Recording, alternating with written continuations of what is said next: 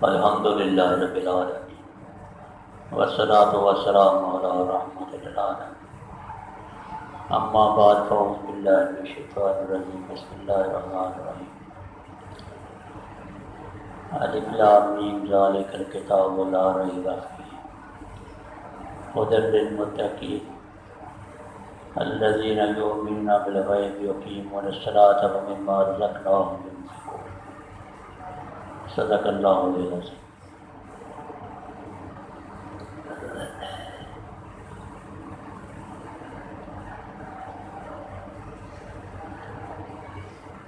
انسان کو اللہ تعالیٰ نے پیدا فرمایا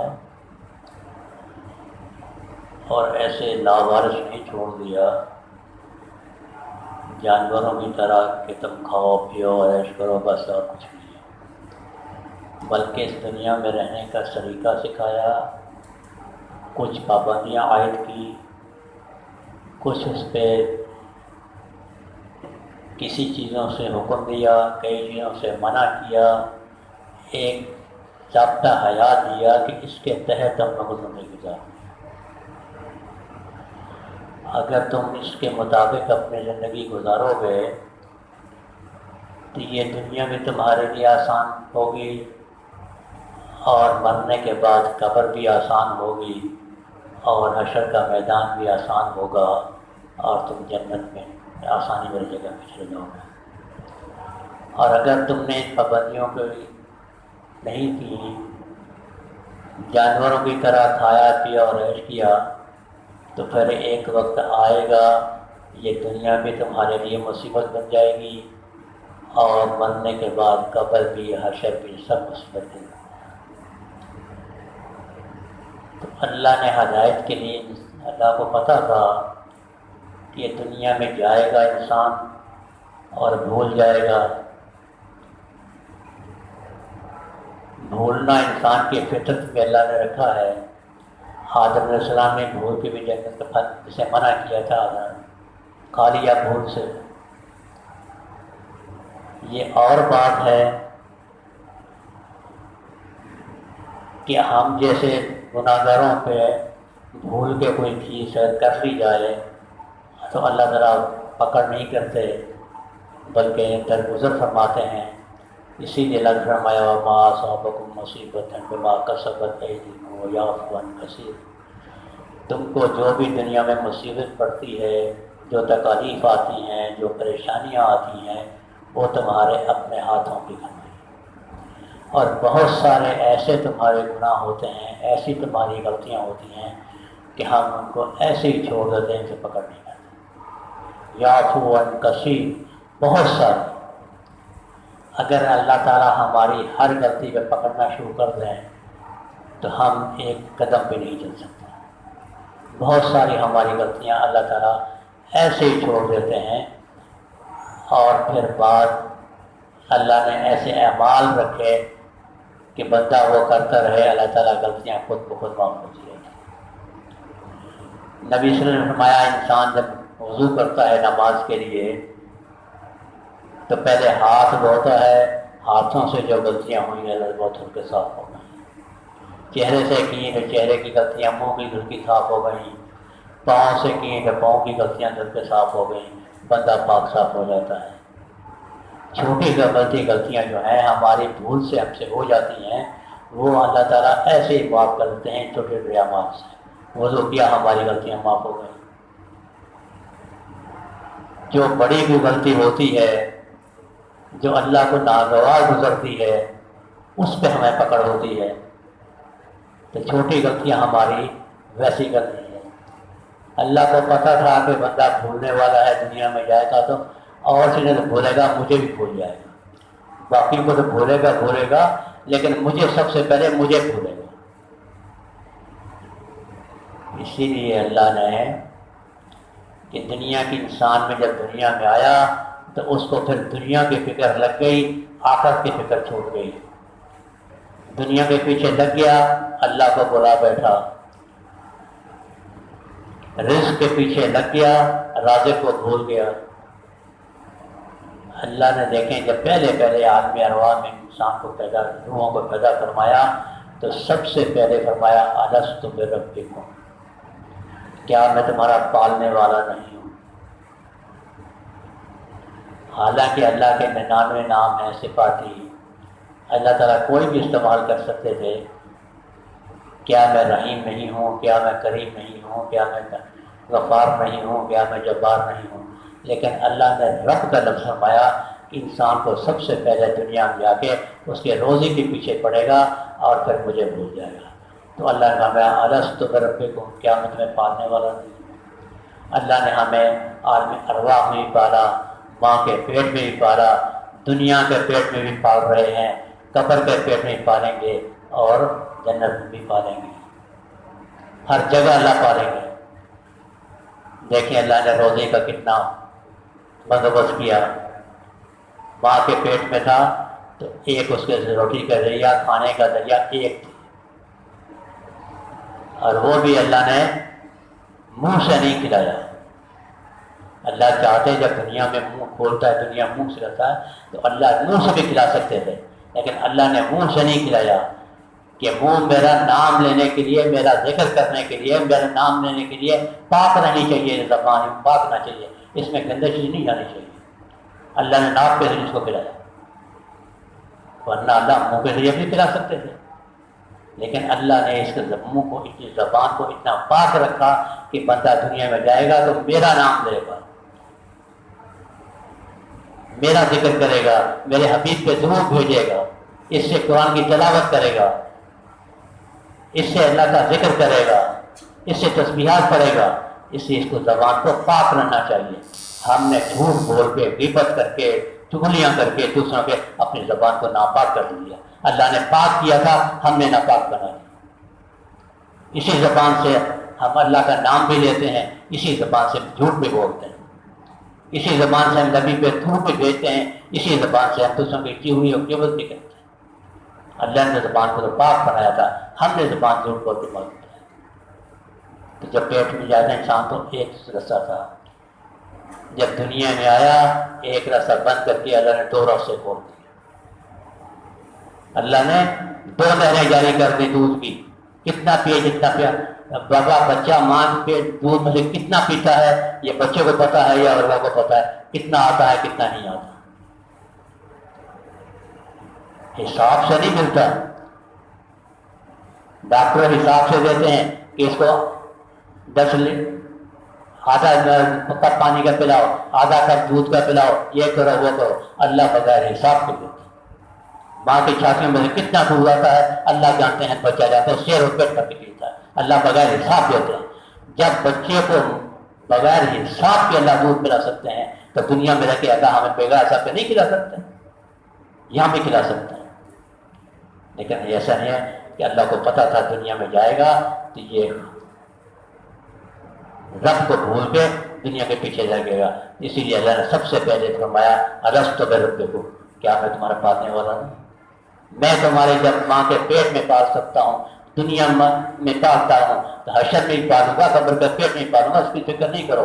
تم فکر کس کی کرنی ہے کہ میری یاد رکھو، میرا نام لو، مجھے یاد کرو. رزق کو مت یاد کرو، رازق کو یاد کرو. رزق کے پیچھے مت پڑو، رازق کے پیچھے پاڑ دو، رزق دینے والے کے پیچھے پاڑ. تو بات دوسری طرف چلی گئی. تو انسان دنیا میں آ کے بھول گیا. اللہ نے اس کو یاد دہانے کے لیے وسیلے بنائے. اللہ نے ہدایت کے لیے قرآن پاک کو نازل فرمایا، اور پھر اس کو پڑھنے کے لیے اللہ نے انبیاء السلام کا سلسلہ جاری فرمایا. اور ایسی کتاب اللہ نے نازل فرمائی اور اس کے شروع میں فرما دیا ذالک الکتاب لا ریب فیہ. یہ ایسی کتاب ہے کہ اس میں کسی قسم کا شک و شبہ نہیں ہے. اس میں جو احکامات ہیں وہ بھی سچ ہیں، اس میں جو واقعات ہیں وہ بھی سچ ہیں، اس میں جو نہی المنکر ہیں وہ بھی سچ ہیں، اس میں جو امر معروف ہے وہ بھی سچ ہے، اس کی الفاظ بھی سچ ہیں، اس کے معنی بھی سچ ہیں، اس کی اسرار بھی سچ ہیں، اس کی کیفیات بھی سچ ہیں. دیکھیں قرآن خالی الفاظ کا نام نہیں ہے. کسی کی رسائی الفاظ تک، کسی کی رسائی معنی تک، کسی کی رسائی اسرار تک، اور کسی کی رسائی کیفیات تک۔ ہر انسان کا اپنا اپنا مرتبہ ہے، کوئی الفاظ پڑھتا ہے، الفاظ پڑھتا ہے اس کو بھی ثواب ملتا ہے، اس کے لیے بھی ہدایت ملتی ہے۔ جو اس کے خالی اسباب الفاظ ادا زبان سے کرتا ہے اس کی بھی ہدایت ملتی ہے، اور جو اس کے معنی پڑھتا ہے اس کو بھی ہدایت ملتی ہے، اور جو اس کی اسرار تک پہنچتا ہے اس کو بھی اس کے اثرات ملتے ہیں، خیرات ملتی ہیں، اور جس کی کیفیات تک پہنچتا ہے اس کو ملتا ہے۔ یہ اور بات ہے کہ ہماری اسرائی کیفیات اور اثرات تک نہیں پہنچتی، زیادہ سے زیادہ الفاظ تک یا معنی تک۔ اور یہ نہیں ہے کہ وہاں تک پہنچ نہیں سکتی، پہنچ سکتی ہے، یا کہیں کہ پہنچ سکتی ہے اور پہنچتی بھی ہے۔ دیکھیں یہی الفاظ جو ہیں وہ ہم لوگ بھی پڑھتے ہیں، یہی قرآن جو ہے وہ صحابہ نے بھی پڑھا، یہی قرآن جو ہے الفاظ جو ہیں وہ انبیاء نے بھی پڑھے، لیکن کیفیت سب کی الگ ہے۔ ہم پڑھ رہے ہیں، الفاظ پڑھ لیے، جان چھوٹ گئی تھی، ٹھیک ہے، الفاظ پڑھنے سے بھی یہ ثواب مل جاتا ہے۔ یہ قرآن پاک کی پہلی سورۃ بقرہ ہے، ہم اس کو پڑھیں گے تو کتنا ٹائم لگے گا؟ آدھے گھنٹے میں پڑھ لیں گے، زیادہ آدھے گھنٹے پڑھ لیں گے۔ اگر اس کے معنی پہ پڑھ لیا تو چلو معنی جو ہے 1 یا 2 دن میں ہمیں پورا کر لیں گے، تو اور وہ ایک ہی دن میں پڑھ لیں گے، والا 1 یا 2 دن میں پڑھ لیں گے۔ حضرت عمر رضی اللہ عنہ نے اسی سورہ بقرہ کو جب اس کی تفسیر پڑھنے لگے تو 12 سال لگا، 12 سال میں صرف سورہ بقرہ کی تفسیر پڑھی۔ حضرت عبداللہ بن عمر نے 8 سال میں پڑھی، ایک سورت کی تفسیر 8 سال میں۔ ہم جو پڑھتے ہیں زیادہ تو میں کیفیت الگ الگ ہوتی ہے، اس کے اسرار الگ ہوتے ہیں، جس پہ جو اسرار ہوتا ہے وہ جانتا ہے کہ کیسے۔ یہی حرم شریف ہے، رکعت ہم نماز میں پڑھتے ہیں، یہی حرم شریف نماز میں ہم پڑھیں۔ آپ تجربہ کر کے دیکھیں، رات کو تنہائی میں آپ اٹھیں 2 بجے، وضو کریں اور تمام اپنے ذہن کو اور دل سے دنیا کی باتوں سے خالی کر کے مصلے کے سامنے کھڑے ہو جائیں۔ اس وقت یہ ذہن میں ہو کہ میں ہوں اور میرا رب ہے، تیسرا بندہ کوئی بھی نہیں ہے، نہ ملائکہ ہے، نہ انسان ہے، نہ جن ہے، نہ پرندہ، کچھ بھی نہیں ہے، صرف میں ہوں اور میرا رب سامنے کر، میں اپنے رب کے سامنے باتیں کر رہا ہوں۔ اپنے رب سے باتیں کریں، نوافل میں اپنے رب سے باتیں کریں اور ہمشیر پڑھیں۔ آپ یقین کر رہے ہیں کہ یہ آج ہمشیر پڑھتے پڑھتے آپ کو صبح ہو جائے گی، آپ کی پھر ختم نہیں ہوگی۔ کتنا مزہ آئے گا اسے ہمشیر پڑھنے میں، یہ وہی جانتا ہے جو پڑھ سکتا ہے۔ یہ باتیں خالی کہنے کی نہیں ہیں، تجربے کی باتیں کر کے دیکھ لیں آپ، ایسا ہوتا ہے۔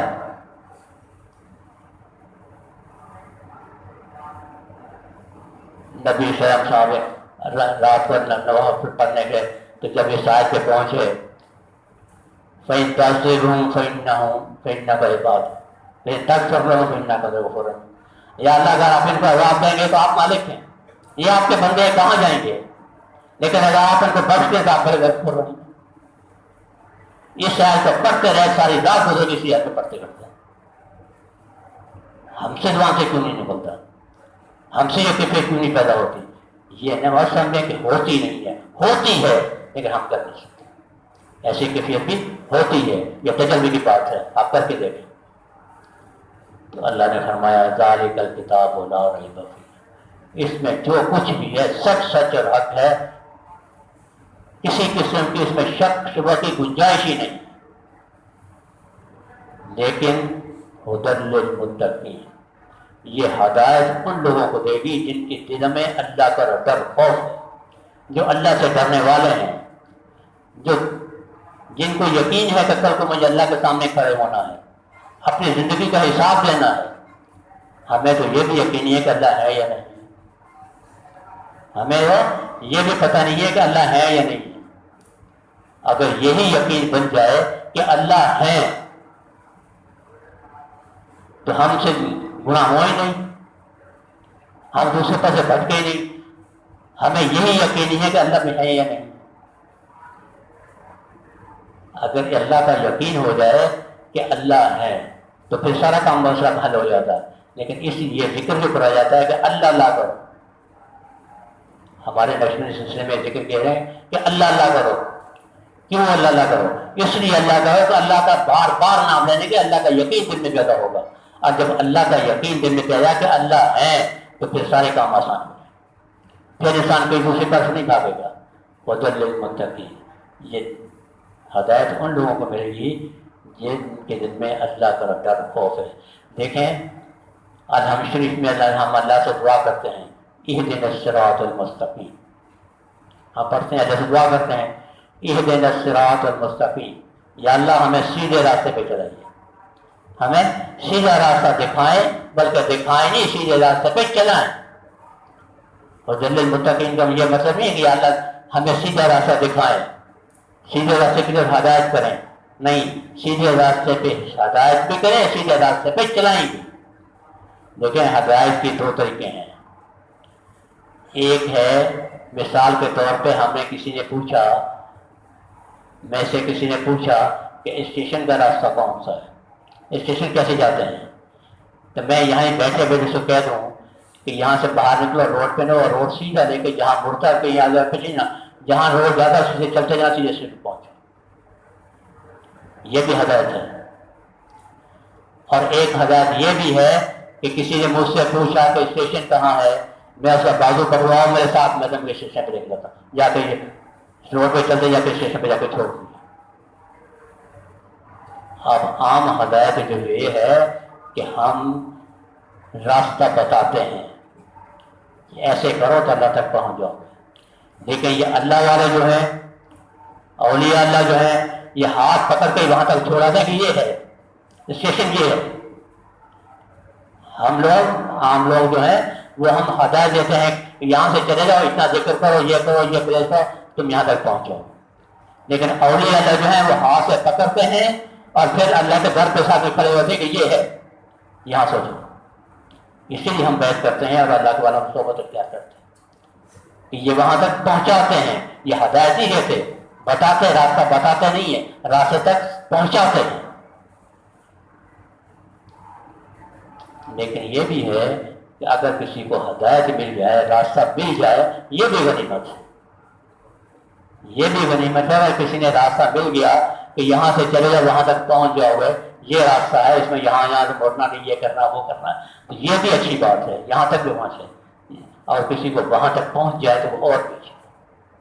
تو ہدی للمتقین، یہ جو اللہ سے ڈرتے ہیں ان کے لیے ہدایت کا راستہ ہے. یہ ہدایت اللہ سے ڈرنے والے لوگ ہیں کون سے؟ کیا اس طریقہ اختیار کریں گے کہ اللہ سے ڈرنے والے بن جائیں گے؟ کیا وہ کام کریں گے کہ اللہ سے ڈرنے والے بن جائیں گے؟ الذین یقیمون الصلاۃ، پہلی نشانی ہوگی وہ نماز کو قائم کرتے ہیں. نماز کو قائم کرتے ہیں، پڑھتے نہیں ہیں، قائم کرتے ہیں. پڑھنا ایک اور بات ہے، قائم کرنا ایک اور بات ہے. ہم رکعتیں گنتے ہیں، نماز پڑھتے ہیں. ہم نماز پڑھتے ہیں، ہم نماز قائم نہیں کرتے. اور جب تک قائم نہیں کرتے نماز ہمیں ہدایت نہیں دیتی. ہدایت تب ملے گی جب نماز کو قائم کریں گے. پڑھنے سے ہدایت نہیں ملتی، نماز کو قائم کرنے سے ہدایت ملتی. اور قائم نماز تب کرے گا جب کسی کے ساتھ تعلق ہوگا اور اللہ کا ذکر کرے گا، تب نماز قائم ہوگی.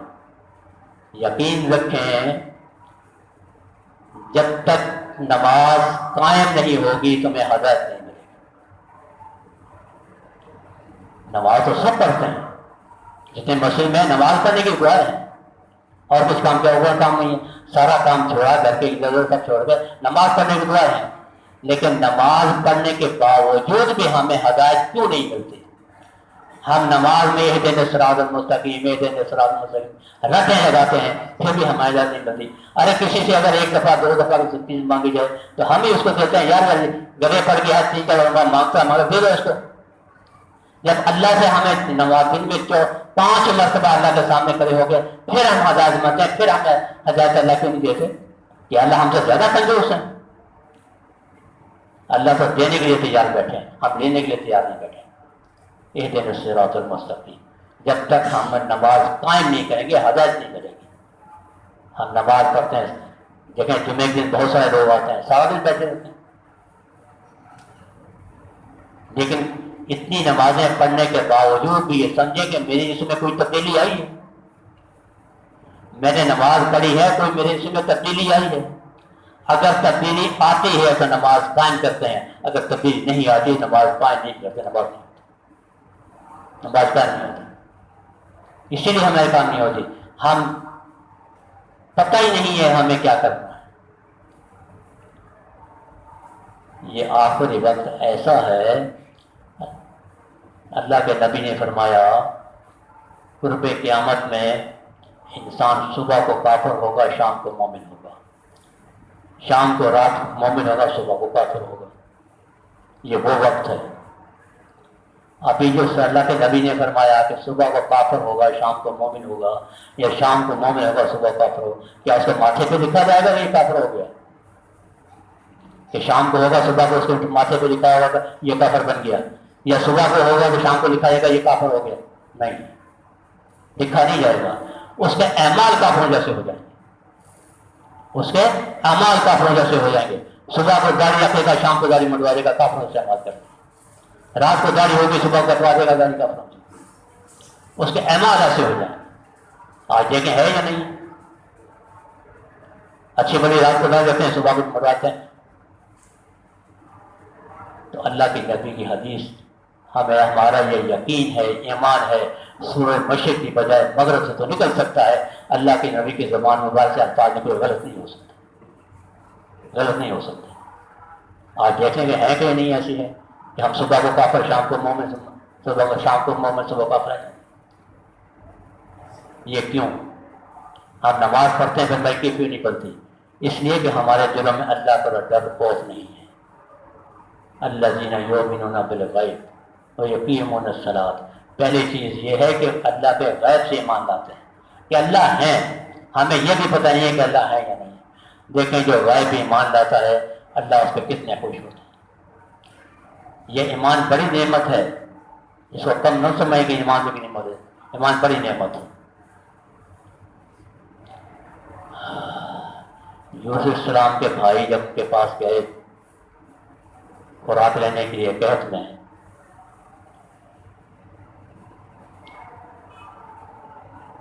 تو ایک شخص آیا، یوسف السلام کہنے لگا غلہ جو ان کے مقرر کیا ہوا تھا وہ اس کو ملا، کہ اس نے کہا کہ مجھے اور بھی چاہیے۔ جو بانٹنے والے تھے انہوں نے کہا کہ اور چاہیے، تو بادشاہ کا پتہ چل گیا ہمیں اتنا نہیں حکم ہے، ہم نے دے دیا۔ وہ یوسف السلام کے پاس آ گیا، ان کو کہنے لگا کہ مجھے اور چاہیے، یوسف السلام کو اور دیا، کہا مجھے اور بھی چاہیے۔ یوسف السلام نے ان سے فرمایا کہ وہاں سے بھی آپ کو ملا، میں نے بھی آپ کو دیا، اب آپ کہتے ہیں کہ مجھے اور بھی چاہیے۔ کہنے لگا کہ بادشاہ اگر آپ کو یہ معلوم ہو جائے کہ میں کون ہوں، اگر آپ کو یہ پتہ چل جائے کہ میں کون ہوں تو آپ مجھے اتنا دیں گے، اتنا دیں گے کہ آپ کو حد ہو جائے گی۔ یوسف بڑے حیران ہوئے، اچھا مجھے بتاؤ تم کون ہو؟ کہا کہ میں وہ ہوں جب زلیخا نے آپ پہ تہمت لگائی تھی اور میں نے گواہی دی تھی کہ یہ ایسا ہے، میں وہ بچہ ہوں، آج میں بڑا ہو گیا۔ جب یہ بات یوسف السلام کو پڑھی کہ یہ وہ بچہ ہے، یوسف السلام اتنے خوش ہوئے، اتنے خوش ہوئے، اس کو اتنا دیا، اتنا دیا، اونٹ بچھا دیا کہ اس کو جو یہ مانگتا ہے جتنا کہتا ہے دے دو، سب کو دے دو۔ بہت خوش ہوئے۔ اللہ تعالیٰ نے بھائی یوسف تم نے اس کو اتنا دیا، اتنا کہ دوسرے کسی کو نہیں دیا، اتنا دیا اس کو۔ یوسف نے کہا یا اللہ میں اس سے آج بہت خوش ہوا، اس لیے کہ اس نے میری اس وقت گواہی دی تھی جب مجھے کوئی گواہی دینے والا نہیں تھا، جب میری گواہی دینے والا کوئی نہیں تھا اس وقت میں اس نے گواہی دی تھی۔ اللہ نے فرمایا یوسف جو بندہ مجھے دیکھے بغیر میری گواہی دیتا ہے کہ اللہ ایک ہے،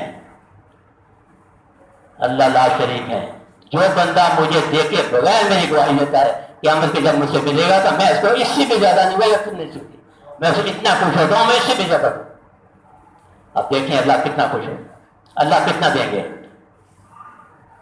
ہم نے یؤمنون بالغیب کہ ہم اللہ پہ بغیر دیکھے ایمان لاتے ہیں۔ بات لمبی ہو گئی کیونکہ ٹائم کم ہو گیا، زندگی رہی تو پھر صحیح کبھی۔ تو ہم اپنی زندگی کو اللہ کے حکم کے مطابق گزاریں۔